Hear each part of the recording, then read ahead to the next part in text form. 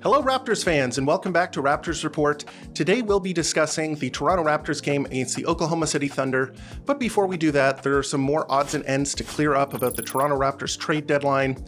They made some other moves other than the Brandon Ingram trade, so I want to get into those. And there's some other stuff I want to talk about in regards to Brandon Ingram, because there's been a little bit of extra time to think about what's happened and maybe some extra context to put things into. So let's get into it.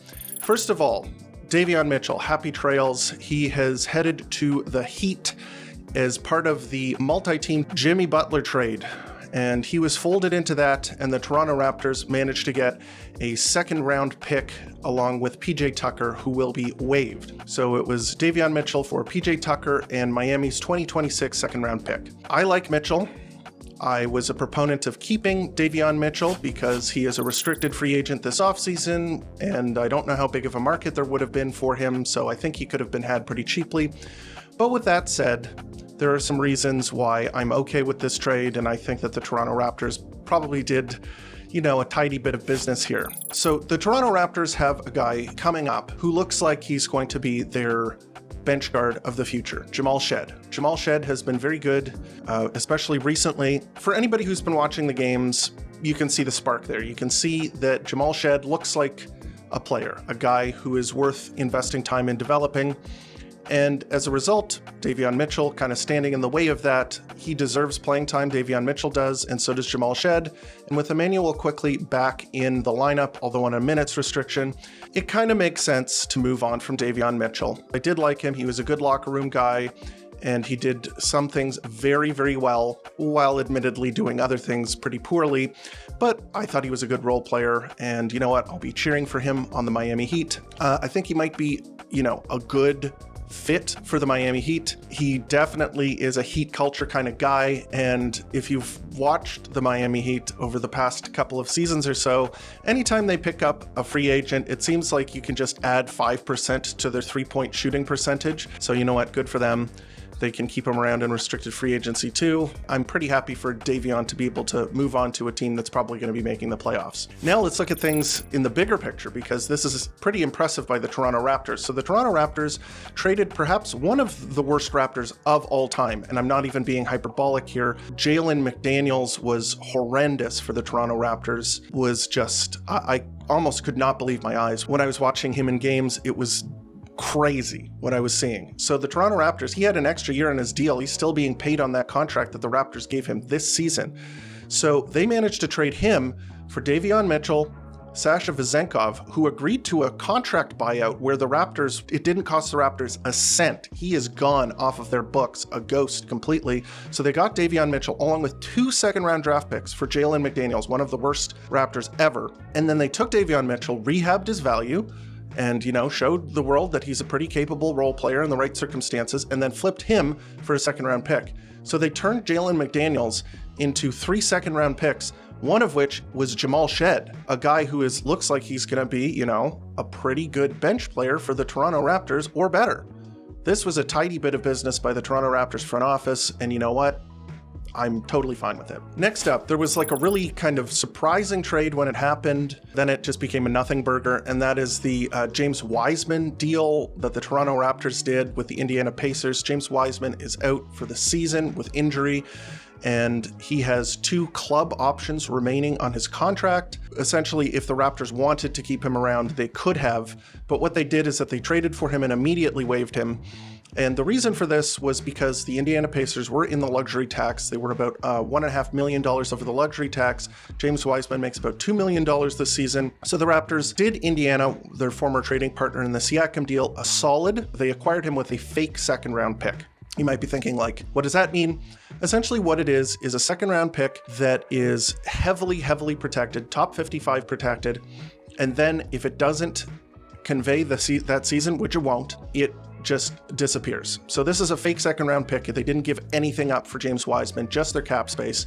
And then they bought out James Wiseman. And in return, Indiana gave them money. It's a you scratch my back, I'll scratch yours deal, took on a contract and got paid for it. And then James Wiseman is gone. So this means absolutely nothing in the grand scheme of things. Maybe it buys them a bit of goodwill with the Indiana Pacers and gives them a little bit of extra cash to work with this summer. So, whatever. There were some two non-trade things that happened after the trade deadline finished because they made some space by waiving some players. They obviously are waiving PJ Tucker, so they had a roster spot. And what they did with the roster spot is that they brought Jamison Battle. They converted his contract from a two-way contract to a real contract. Congrats to him.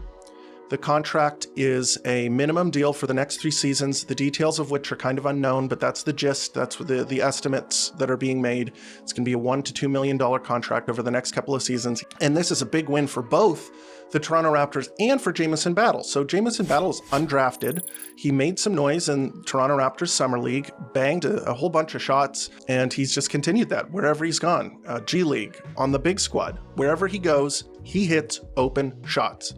That's just what he does. He's shooting 43% from 3 on the Raptors. He's shooting 49% from 3 when he's wide open. If a defender is 6+ feet away, he's shooting 49%. And that's not uncommon either. He's being left open and shooting that shot 1.4 times per game. So that's good. This guy can shoot the ball. Obviously, I mean, he's not a superstar outside of that. He can't really handle the ball. His defense is, not great. He is pretty big. And, he can do some other stuff. He's not completely useless outside of that, but there are flaws to his game. But the thing is just really, he is a role player. He's a specialist. He's a shooter. And my goodness, he can shoot the ball. Love this deal, especially for the minimum. This was a great pickup for the Toronto Raptors. Just in the grand scheme of things, they scouted this guy, brought him on. He showed what he could do. Maybe there was some development there as well. It's a success story. They signed him to a small contract that runs for 3 years. Love it. Because his two-way contract was vacated, that means they can offer a two-way contract to another player, and they did. They offered it to Orlando Robinson, who has been more of a mixed bag than Jamison Battle, but there are some interesting things there. So he is really big. This isn't one of those things where, a guy is trying to play up to the center position. This is not a forward who's trying to play big. This guy is a legit center and has legit center size. And he does legit center stuff. So he's protecting the rim. He is guarding the basket. He is playing pretty good drop coverage in the pick and roll. He's providing help, grabbing rebounds, boxing out, setting screens, that kind of stuff. So you're getting the kind of center baseline package. Those are the things that you expect from a center, and he does those things. The unfortunate part, the plus stuff that you want on top of that, so finishing ability, I mean, usually that is part of the center package. He has not shown great touch around the basket. Big negative.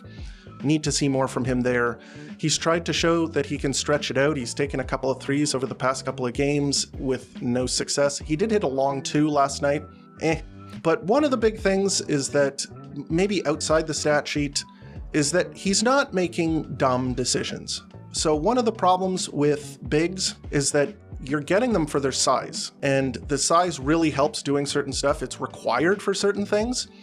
But sometimes, if you remember Hassan Whiteside, okay, this is the example of the guy who was really big, athletic, but did not really get it. He didn't kind of know what was going on. The game moved too fast for him, even if he was putting up stats. Orlando Robinson's kind of the opposite here. He seems to know what he's doing. He knows how to play drop coverage. He knows when to help. He knows how to box out. His screen setting, they're doing the delay action stuff that Jakob Poeltl usually does in the offense, and it honestly doesn't look that bad. He seems to understand what's going on, and that paired with the size kind of gives me a little bit of hope for him as a player, although the big problem right now is the finishing. If he doesn't finish layups, it's not going to work out, because that's, pretty important. We'll get a long, hard look at Orlando Robinson because Jakob Poeltl is injured and Kelly Olynyk is gone. So we'll get to see a lot of him, see if he's worth it. So I don't mind that. And the last thing, it's more of a non-deal, but it's kind of important that we look at it because Chris Boucher was a guy that was drawing a lot of interest around the league. I know the Clippers were interested. They ended up making a different deal. They traded PJ Tucker, the guy who eventually ended up with the Raptors, and 2 second-round picks for Drew Eubanks, who's a front court player. I kind of read the tea leaves there. They were a suitor for Chris Boucher. They made that trade. I was like, okay, they're out of the Chris Boucher deal.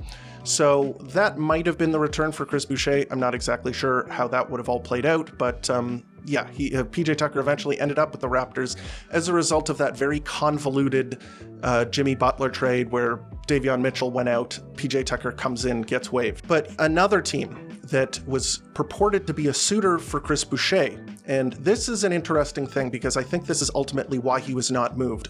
A lot of the deals and a lot of the noise that was coming from the Chris Boucher trade front was as a result of the interest from Denver. And Denver is an interesting situation because they don't have a lot of guys that really line up with Chris Boucher's contract. One of the players that I had proposed coming to Toronto was Zeke Naji, who is not very good. I mean, I don't really like him as a player at all. But what would have happened is that the Raptors would have sent out Boucher, gotten Zeke Naji, and probably a future first, so the 2031 first, or De'Ron Holmes, who has not played this season. He would have been kind of a buy low on a decent prospect.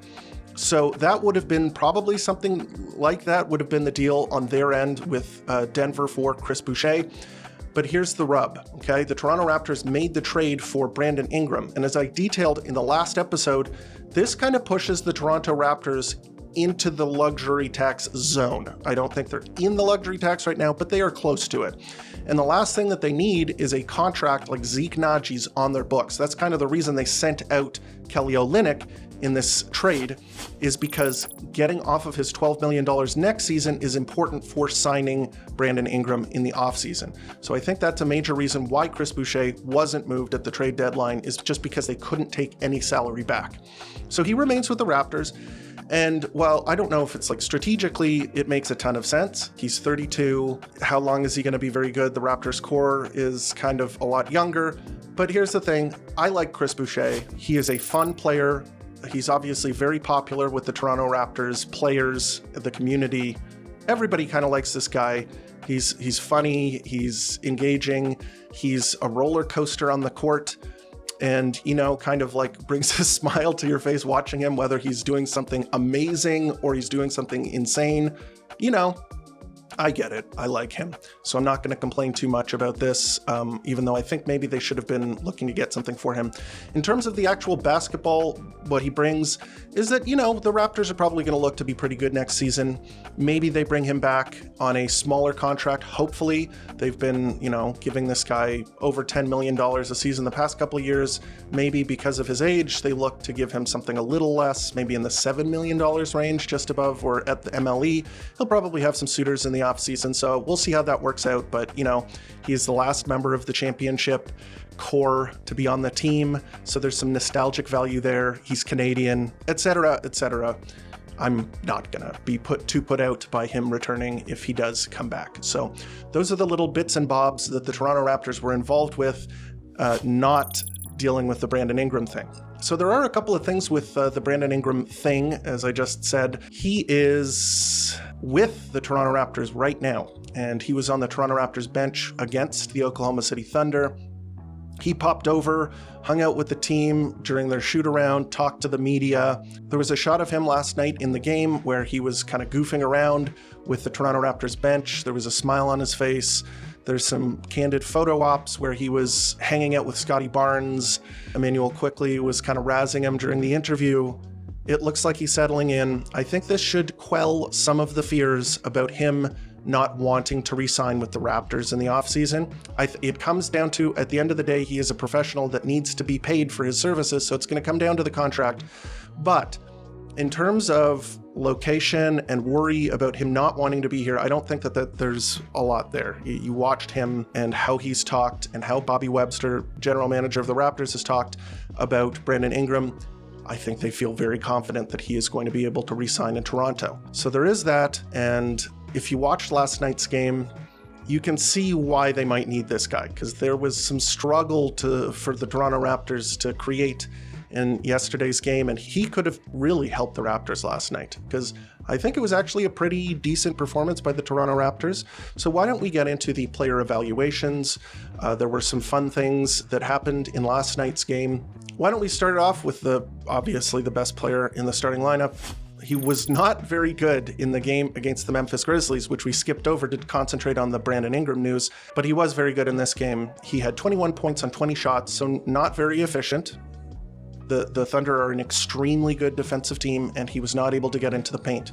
But the way he made up for that was by banging threes. He was 4 of 6 from 3, which is great. That's probably some shooting variance going on there. He has not been very good from 3 this season, but it's nice to have him make those shots, and they kind of rescued his efficiency here. 4 of 6 from 3 is a good mark. He was 1 of 2 from the free throw line. That they could have given him some more free throws. There were a couple of things that I saw that weren't called, but what are you going to do? The Raptors are not good.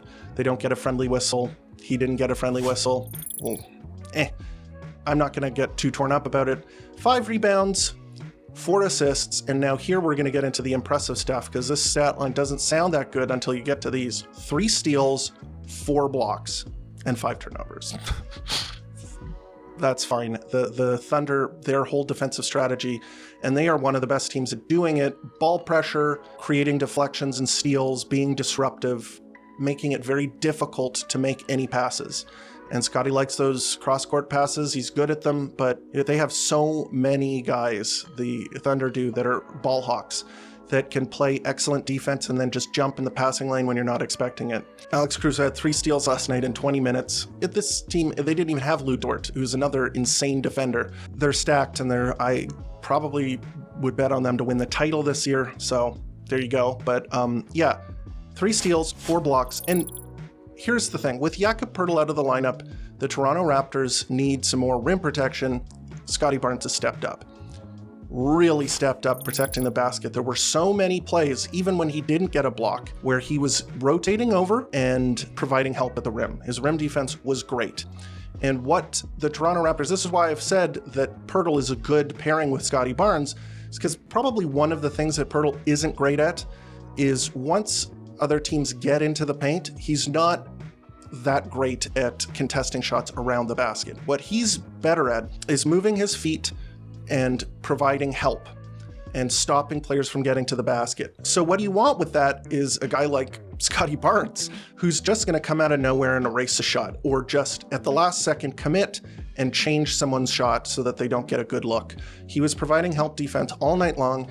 He was doing an excellent job keeping a lid on the Thunder. The Raptors lost by 12 points against a very good team in their building. And Scottie Barnes, his defense was a huge part of that. So let's give him credit there. 7 stocks is stocks, steal plus blocks.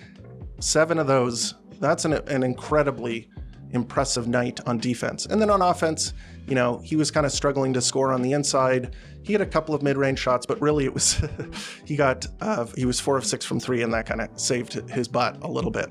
Next up, we'll go to Jonathan Mogbo. Jonathan Mogbo, he had one of his only starts of the season, 10 points on 4 of 8 shooting. He was 2 of 2 from 3, 4 rebounds, 3 assists, 2 steals, 0 turnovers, and played great defense on Shai Gilgeous-Alexander and a bunch of other players.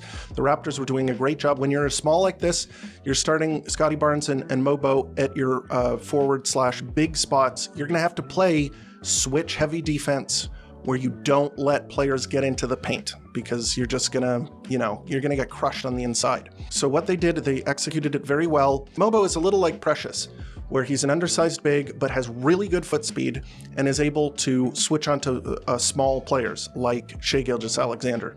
And he did a great job staying in front of him, contesting shots. Shai is so good that he is going to, embarrass anyone on any given night. And obviously there were a couple of plays there.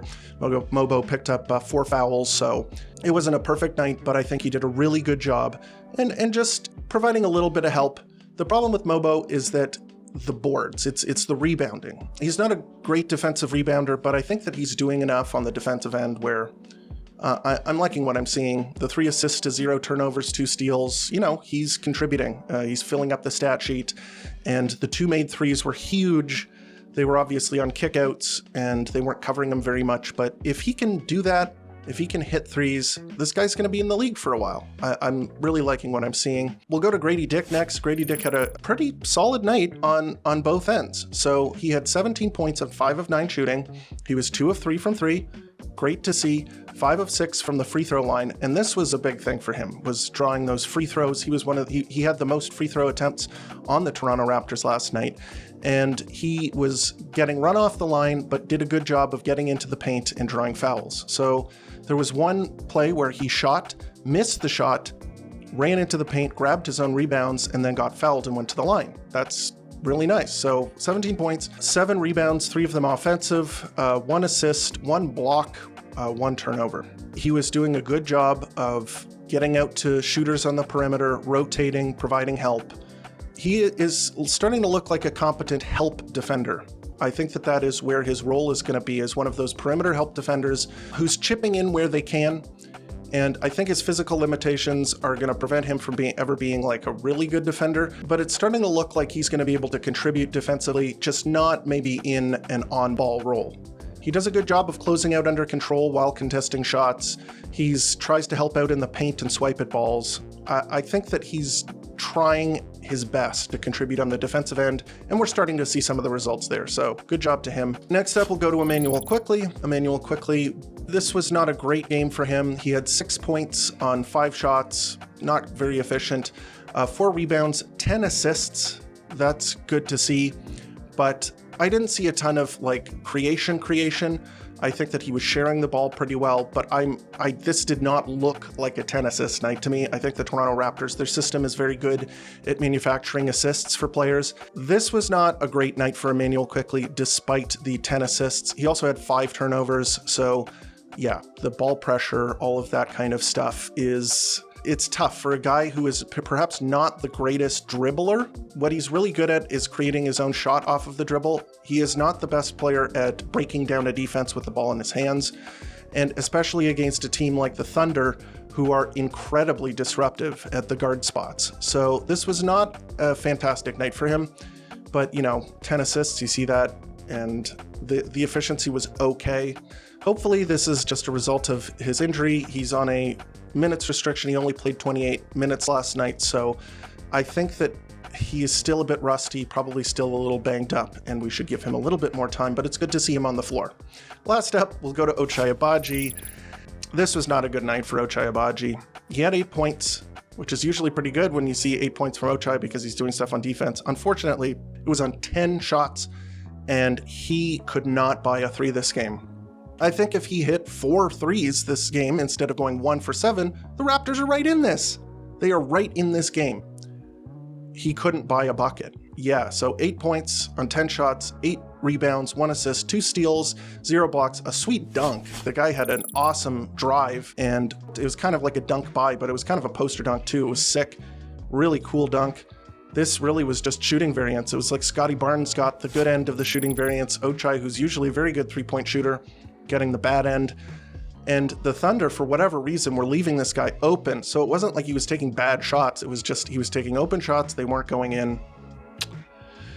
I will say, though, that a lot of them were wing threes. And I think that, his home is kind of the corner where he gets most of his shots. But, you live, you learn. I think he's been a good player for the Toronto Raptors. We'll move on to the next one. And we'll move on to the bench. And there was one really awesome game off of the bench. There were a couple of good games off of the bench, but there was one awesome game, and that was Jacoby Walter. He looked great. 12 points on 5 of 9 shooting. He was 2 of 5 from 3, so 40% there. That's great. 2 rebounds, 1 assist, 1 steal, 1 block, 1 turnover. His defense looked good, and you're starting to see the confidence growth with him. And this is what I've been talking about. I'm like, okay, once they move off of Bruce Brown, they're going to need a guy to come off of the bench in that shooting guard role and take shots, play defense, cut to the basket, do the stuff that Bruce Brown was doing, maybe with some extra creation added on top there. I loved what I saw from Jacoby. I think that he is doing a good job of operating around his jump shot. And when his jump shot is looking good, like it did last night, it just opens up the whole game for him. If he's hitting those shots on kickouts, he's taking shots off of the dribble, he's getting into the paint, he's cutting off of the ball, he is doing the role player stuff, play finisher stuff that's just perfect for a rookie, where they're learning the ropes, they're trying to get comfortable in the NBA. Somebody else is creating the shot for them, but they can show what they've got, they can show their moves, They don't have to be the guy initiating the offense if they can get the ball in their hands and then make something happen from that point. So I thought it was a great game. I'm so excited to watch this guy play more minutes and see how he can develop. Another player that had a really good game was Chris Boucher, the guy who was not able to be dealt at the trade deadline. He was like, I'm here for good. Guys, this is my team. I'm the longest tenured Raptor. He had a good game, 11 points in 15 minutes. He was 4 of 9 from the field, 3 of 7 from 3, so doing his thing. He had 2 rebounds and then no other stats. Just, classic Chris Boucher night where his shot was looking pretty good. And he still has problems on the defensive end. He has never fouled anyone. That's what I love about him. He'll commit like the most obvious foul, and then it's like he will just completely try and gaslight the refs. I think that's really funny. But yeah, it was a pretty good game for him. Jamal Shed had a good game, even though he was not very efficient. So 7 points on 3 of 10 shooting. I just kind of harassed Ochai Agbaji for having a similar stat line. But it's a little different here. 3 of 10 shooting, 1 of 3 from 3, 3 rebounds, 6 assists, 0 turnovers. And there's a distinction here. So you see that Emanuel Quickly has 10 assists. Jamal Shed, these are real creation assists that he is getting. So he is a very talented passer, and he is very good at getting into the paint and then finding open players. These aren't like assist farm assists where he's just, passing it to a guy off of who's done all the work going off of screens and then they shoot. This is him using a screen to get into the paint, maybe drawing extra defenders because he has beaten his man and created an advantage, and then he kicks it out or finds a cutter or does something like that. These are real assists, okay? So even if he wasn't very efficient from the field, he was 1 of 3 from 3 and his shot looked good, and I'm very happy with his progression of his shot, but that's kind of the secondary thing. I'm really liking how he's running the team. So I just want to mention him quickly before we go to the next guy. Jamison Battle, God, this guy can shoot. He was showing the Toronto Raptors that they made a good decision converting his contract. He had 11 points on 5 shots. He's 3 of 4 from 3, 2 rebounds, 1 assist, 1 steal. Had a really nice fast break where he stole the ball. He played kind of pass back and forth with Jonathan Mogbo because it was a 2-on-1. That's exactly what you want to do. You want to pass it until the defender commits and then the other guy gets an open shot. Just great job there. The guy can shoot the leather off of the ball, and that's his value add, and he did it last night. Great job. Orlando Robinson, we'll talk about him briefly, kind of all the things that I was talking about, where he is not a very good finisher. He was 2 of 6 from the field for 6 points. He's hit both his free throws. He tried another 3, didn't go in. 5 rebounds in 17 minutes, 4 assists, 0 steals, 0 blocks, 0 turnovers. So what I was talking about a little bit before, when I mentioned him, they are doing the stuff that they do with Jakob Poeltl. The delay actions, using dribble handoffs, passing over the top for a post-up, maybe on Scottie Barnes, that kind of stuff. The game is not moving too fast for him. He kind of knows what's up. This is why I see a little bit of potential with him. And then I noticed that the Raptors were kind of getting their butts kicked in the starting lineup because nobody was boxing out, including Mogbo. Darko seemed to notice that right away, and then he inserted Robinson into the lineup right after that, and they didn't really have problems there because he's just, big body, wants to protect the paint, wants to grab rebounds. Kind of liking what I'm seeing here from him as a traditional big. And that was the game.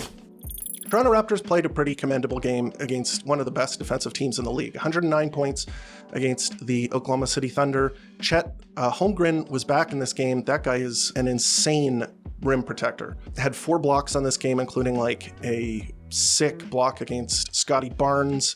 He only had 4 points this game, but it doesn't even matter because he is such an insane defender around the rim, changes so many shots, and they're just a crazy defensive team. And then they've got the stars to score. Jalen Williams, J-Dub had a sick game, 27 points on 19 shots. Shai Gilgeous-Alexander had 25 points. He went to the line 14 times, and he's deadly. He's a deadly, deadly, deadly shooter from the mid-range and on the inside. He's not a good three-point shooter. He's only 1 of 6 from 3. So that's kind of the flaw in his game, but he's a superstar. What can you do? So next up, the Toronto Raptors play the Houston Rockets. It is a matinee game, so it's at 2 o'clock. It's in Houston, and Houston's very good. Really solid defensive team, especially on the wings. They've got Amen Thompson, who's kind of coming into his own as like the guy on that team. And they've got solid vets like Fred VanVleet and Dylan Brooks. Şengün is a load on the inside, really crafty player, and they're well coached, et cetera, et cetera. They're a good team. So I don't expect the Toronto Raptors to win that game, but I'll be happy if they can make it close like they did against the Thunder. And anyway, that is the episode. What do you guys think about Davion Mitchell leaving? Are you, broken up about it? Do you understand the move? Are you going to be cheering for him in Miami?